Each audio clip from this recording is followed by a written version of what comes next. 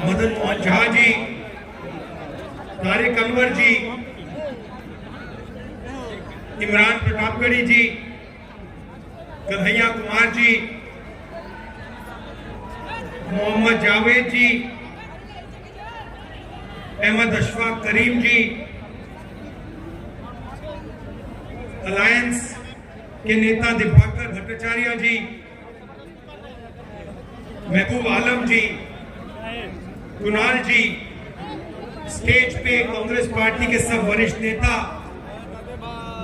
भाई और बहनों, प्रेस के हमारे मित्रों, आप सबका यहाँ बहुत बहुत स्वागत, नमस्कार।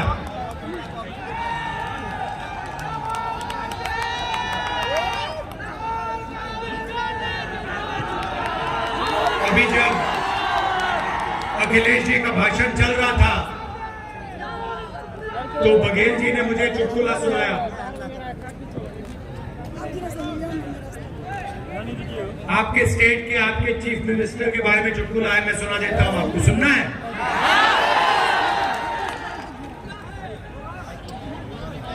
तो आपके चीफ मिनिस्टर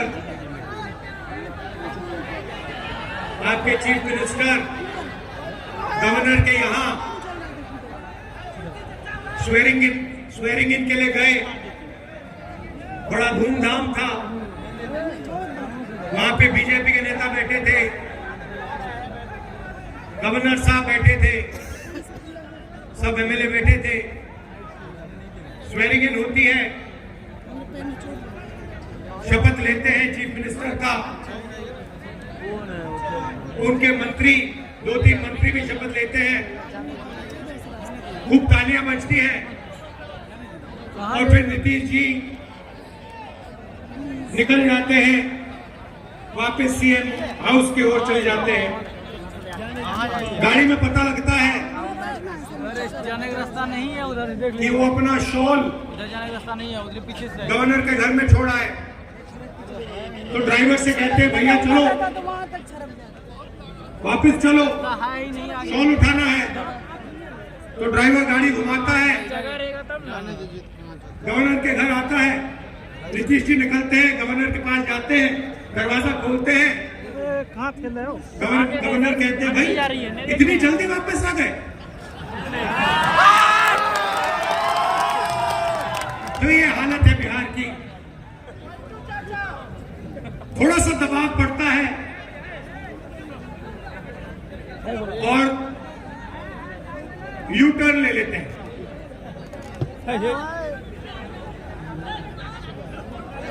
दबाव क्यों पड़ा? क्योंकि बिहार में हमारे गठबंधन ने एक बात जनता के सामने रखी है। इस यात्रा में हम 5 न्याय की बात कर रहे हैं, उनमें से एक न्याय, उसको आप सामाजिक न्याय कह दीजिए, उसको आप हिस्सेदारी कह दीजिए, उसको आप भागीदारी कह दीजिए, उसके बारे में हम काम कर रहे हैं। मैंने पहले भाषणों में कहा है कि इस देश में अलग अलग वर्ग के लोग हैं,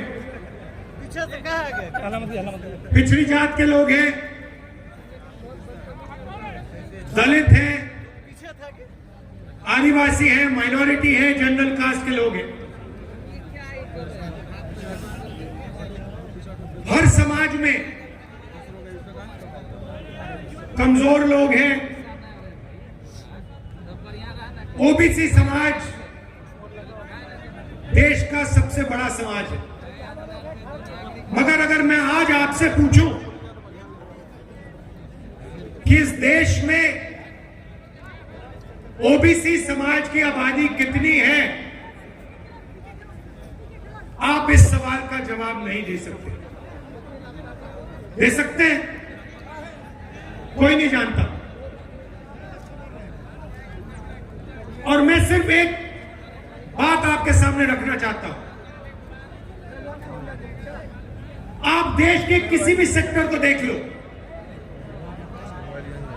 सरकार की बात करनी है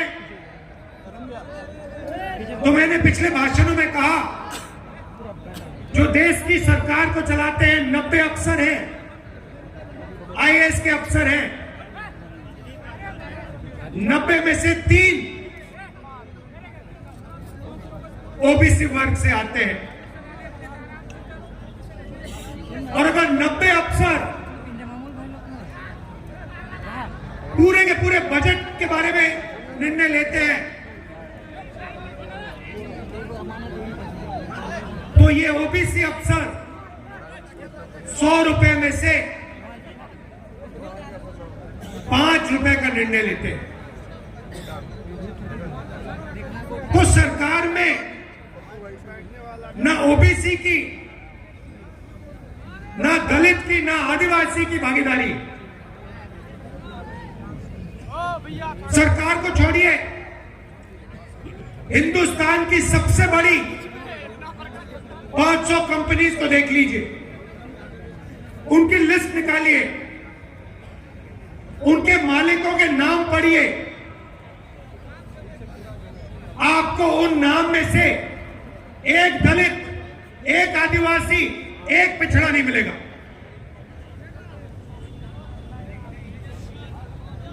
मीडिया को देख लीजिए,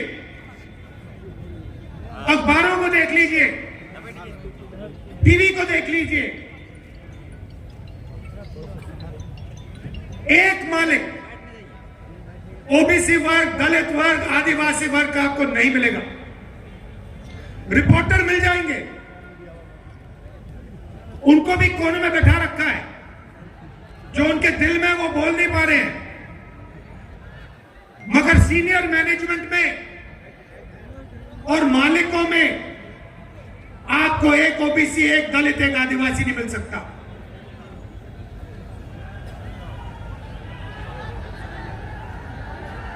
प्राइवेट एजुकेशन के सिस्टम को देख लीजिए, प्राइवेट कॉलेजेस, यूनिवर्सिटीज को देख लीजिए, प्राइवेट अस्पताल देख लीजिए, एक मालिक आपको ओबीसी, दलित, आदिवासी का नहीं मिलेगा।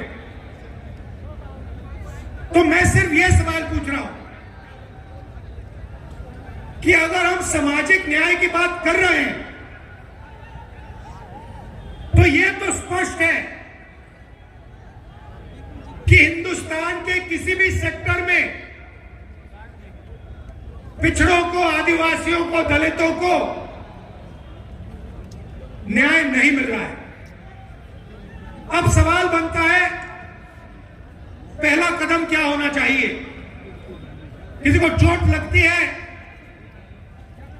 पहला काम डॉक्टर कहता है, पैर में चोट लगती है, पहला काम डॉक्टर कहता है ऐसे करो, एक्सरे जाके कर लो। एक्सरे करने के बाद साफ पता लग जाता है कि हड्डी कहां से टूटी है। सही बात? मैं सिर्फ ये कह रहा हूं, कि समय आ गया है कि हिंदुस्तान का एक एक्सरे हो जाए।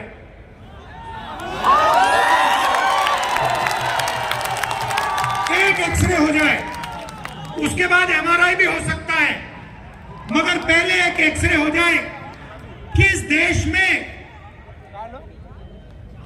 किसकी कितनी आबादी है, लोगों की गिनती हो जाए, जनरल कास्ट के इतने लोग हैं, उसमें से अमीर इतने हैं, ओबीसी जात के इतने लोग हैं,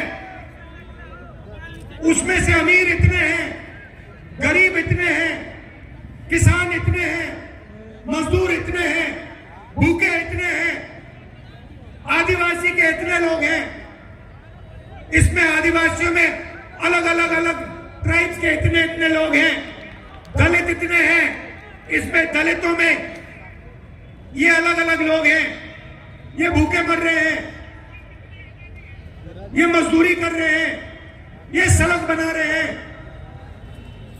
बस मैं यही कह रहा हूं, सामाजिक न्याय का यही मतलब है, और सामाजिक न्याय का पहला कदम देश का एक्सरे करना है।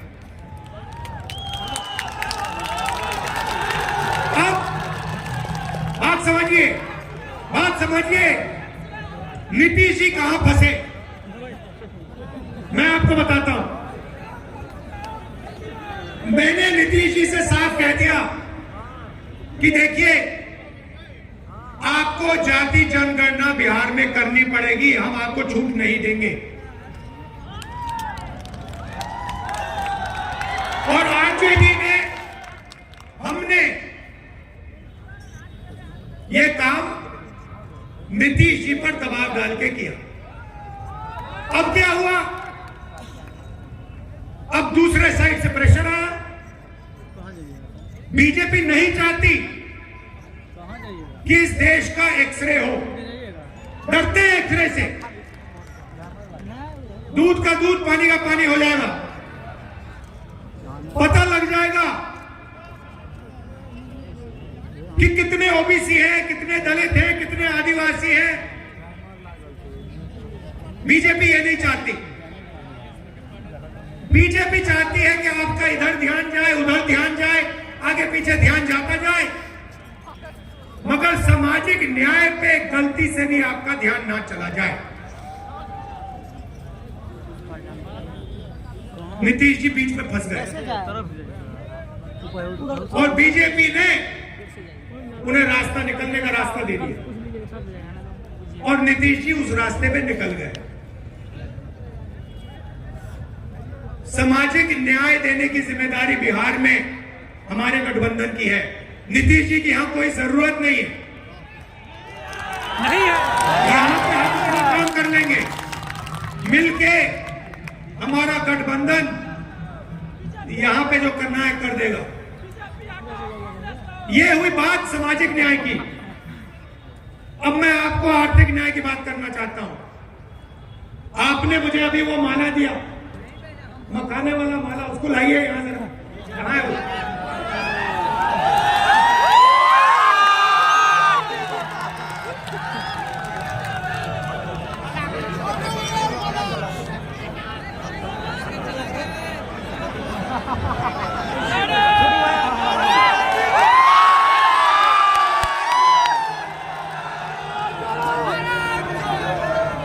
मैं 1 मिनट में आपको आर्थिक अन्याय समझाने जा रहा हूं। सुनो, उधर जाके बनाना है। ये बिहार के मकान है, इतने मजेदार है, ये खा गए होंगे उनको।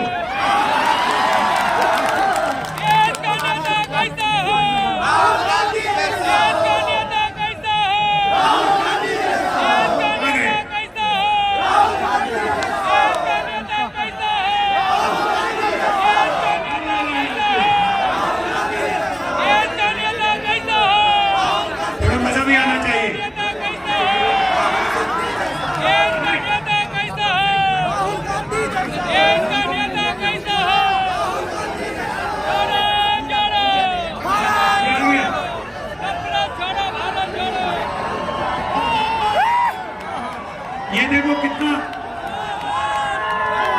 सुंदर मखाने का माला है। अब ये देखिए, मैं आपको मजेदार बात बताता हूं, इसको याद लाइए। ये 10 तकरीबन 10 किलो का है, ठीक है? इसको याद रखिए। ये बिहार के गरीब किसानों का खून पसीना है। सही बात है। ये बिहार के गरीब लोगों ने अपना खून पसीना देकर, घंटों पानी में बैठकर ये हमें दिया है। 10 किलो का है ये। आपको मालूम है ये अमेरिका में कितने का बिकता है? अमेरिका में अगर आप इसको बेचोगे, जो बिक रहा है अमेरिका में, ये बड़ा बिक रहा है आजकल। वहां पे फैशन आ गया है कि मखाना खाएंगे, बिहार का मखाना खाएंगे। सबसे पहले उनको मालूम नहीं है ये मखाना कहां से आता है, पहली बात ये है। मगर मेरा सवाल आपसे, ये 10 किलो की जो माला है, ये अमेरिका में कितने रुपए के लिए बिकेगी? चुप हो गए।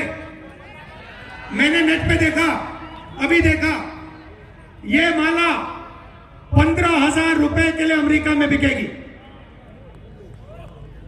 15,000 रुपए 10 किलो के लिए। अब मुझे बताओ,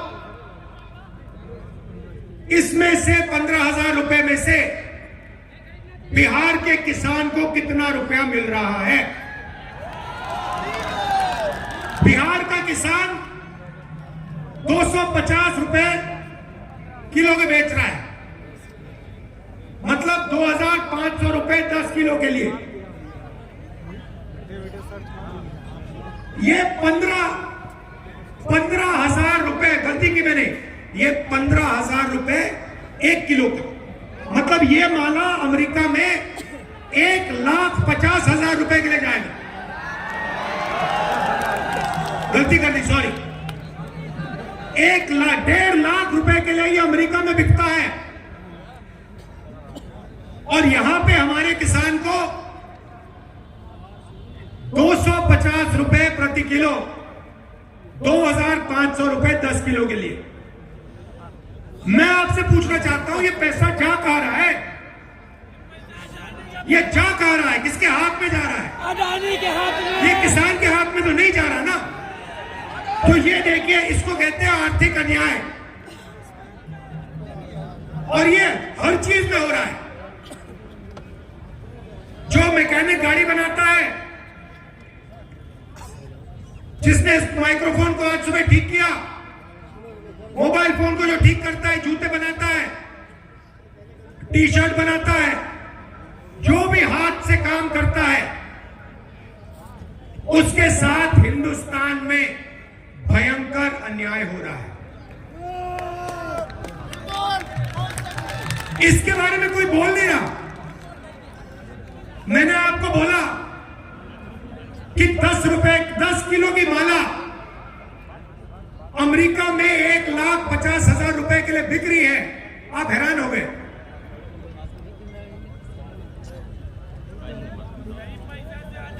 $1,50,000 रुपए ये पड़ा हुआ है हमारे सामने। इसमें से 2-3 हजार रुपए किसान की जेब में जा रहे हैं। क्या ये अन्याय नहीं है? सबसे बड़ा अन्याय है। तो जब हम आर्थिक न्याय की बात करते हैं, हम चाहते हैं कि अगर ये 1,50,000 रुपए की माला है, तो कम से कम 30-40 हजार रुपए तो किसान के हाथ जाए। अगर मैकेनिक काम कर रहा है, मोबाइल फोन को कोई ठीक कर रहा है, खेत में काम कर रहा है, उसको अपनी मेहनत का सही फल तो मिले। और जहां भी देखो हिंदुस्तान में, मैंने छोटा सा उदाहरण दिया आपको, जहां भी देखो जो गरीब है, कमजोर है, हाथ से काम करता है, उसको अपनी तपस्या का फल नहीं मिलता देश में। तो ये 2 बातें मैं आपसे कहना चाहता था। एक, किसकी कितनी आबादी है, ओबीसी कितने, दलित कितने, आदिवासी कितने, और उनमें से कितने गरीब हैं, कितनों के पास सरकारी नौकरी है, कितने कंपनी में काम कर रहे हैं, देश का एक्सरे। और दूसरा बहुत महत्वपूर्ण सवाल, 1.5 लाख रुपए की माला में से हमारे किसान को 2,500-3,000 रुपए क्यों मिल रहे हैं, ज्यादा क्यों नहीं मिल रहे? यही 2 सवाल है हिंदुस्तान के सामने। बाकी सब आपके ध्यान को इधर उधर करने की बात है।